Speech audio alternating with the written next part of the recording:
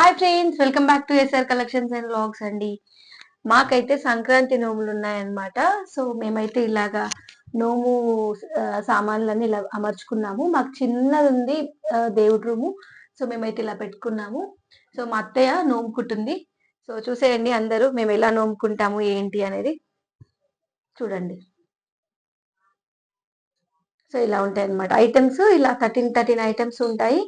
మన ఇష్టం అండి, ఎన్ని రకాలైన పెట్టుకోవచ్చు. సో ఇలా నోముకుంటది.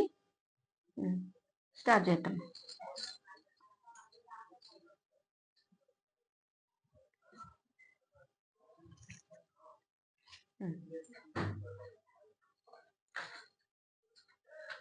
సో అలా చూపించుకుంటూ నోముకుంటారండి.